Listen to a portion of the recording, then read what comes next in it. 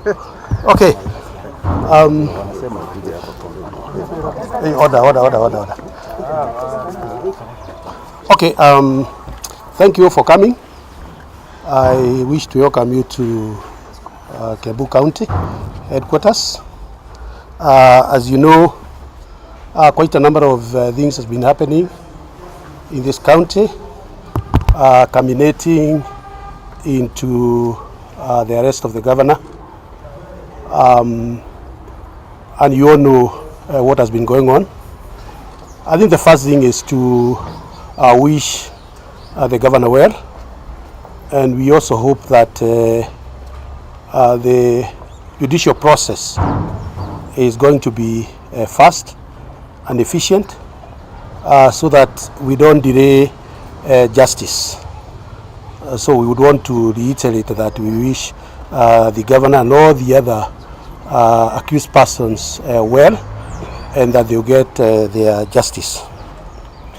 As you also know, today the court made a ruling, and among the things and the issues that the court talked about was whether or not the governor will continue to be in office. And we are here today because the court was very clear that the governor may not be allowed to come to the office, and therefore, as is provided for by the Constitution, that the deputy governor assumes the office and the responsibilities of that office. So we are here today again to reiterate that we came so that we can obey the court decision and the court ruling. As you probably may have heard, we've just finished our first cabinet meeting where we deliberated on the current situation of the county and started to tee off some of the issues that we think will be grappling with over the next days, including the way forward for the county, and also one of the ways to ensure that we give our people confidence, because this county have been in the news for all the bad reasons. So we've just finished that cabinet meeting, and we will continue tomorrow, and the day after we will continue with the meetings, so that we all can be on the same state and we can agree on the way forward, just to make sure. And I would want to tell the people of Kiambu that all the programs, all the projects, all the services that are being provided and are required to be provided by the county will continue to be provided going forward. So there is no gap, there is no vacuum. We've deliberated that with the cabinet, and from tomorrow we will try and see some of the things that we can change. But right now is to assure the residents of Kiambu that the services, the programs, everything that has been going on will continue, and they will continue to enjoy the services of this great county. I also wish to thank the County Assembly for the role they have played and they will continue to play. I would wish at this moment to appeal to the County Assembly, from the Speaker to the members of the County Assembly, the honorable members of the County Assembly, to continue to support us so that we can work together. It is necessary that the executive and the Assembly work together for the purpose of the development of this county. So I want to plead with them, and I want to appeal to them so that we continue to consult on issues that are bothering us, so that we can start to see some peace prevail within the county. We also have a big workforce. Our workforce of over 7,000 people is our greatest asset in this county. And we would want to assure them that all the things that pertain to them including their salaries, the deductions that have been done, the delayed allowances, that we are going to look at them so that they can have the confidence in serving Kiambu County.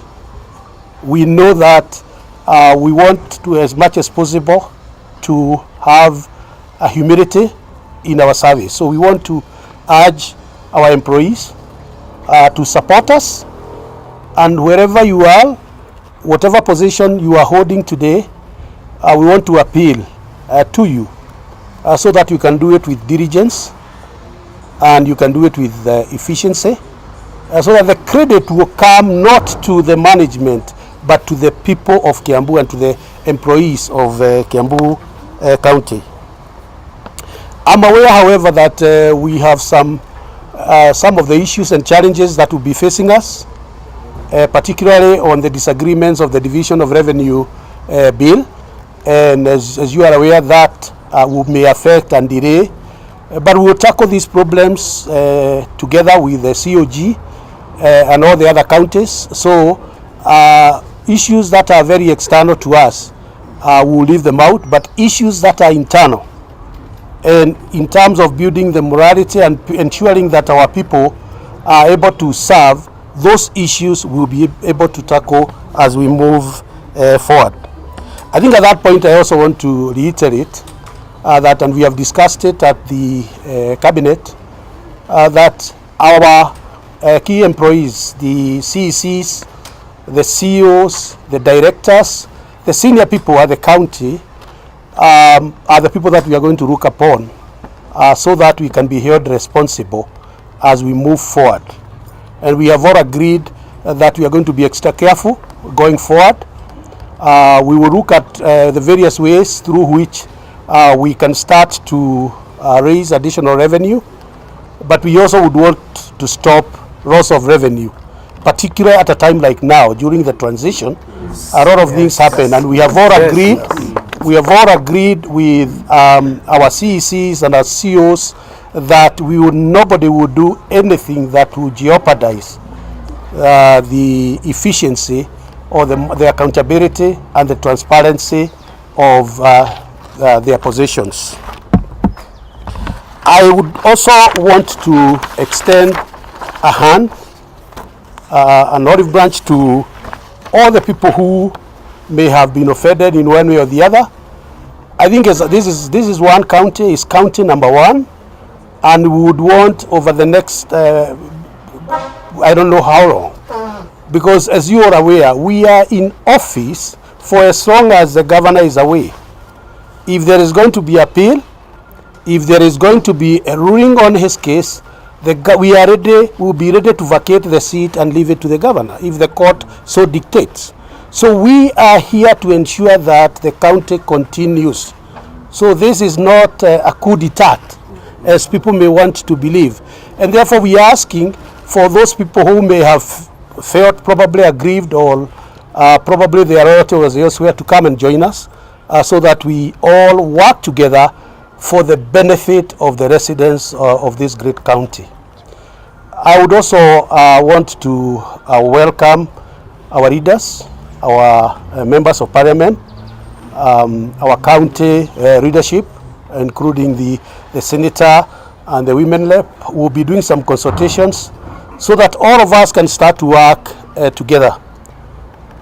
Independent of what your political inclination is, I think the most important thing for us is to ensure that we have complementarity in the projects that we are doing. So we would want to have the CDF working closely with the World Development Fund, which I think we would be discussing over the next couple of days of how to deal with that. So we'll be reaching out to our members of parliament and all the leaders in Kiambu so that we can start to think very, very seriously on the Big Four agenda for the president and see what the legacy of the president over the next couple of years is going to be like. Thank you very much, and God bless you. Cannot carry out all the functions of a governor. So we should look for a way to make sure that things like appointing new CECs, things like sacking new CECs cannot be done by a deputy governor. So we need to have a governor who will be executing all the functions of a governor, and the very best way is for Waititu to just resign from his position, or we impeach him in 30 days coming. Yes. Finally, I want to confirm that we have been moving a motion to impeach the County Assembly Speaker, Honorable the self-proclaimed Bishop, Honorable Disho, and I want to confirm that we have not withdrawn the motion. We only asked the clerk to give us time to do some amendments because we noticed that there are some things that we had left. Because we have all the evidence, and very soon we are going also to take it there to the DCI, because what has happened in our governor should also be checked in all the other offices.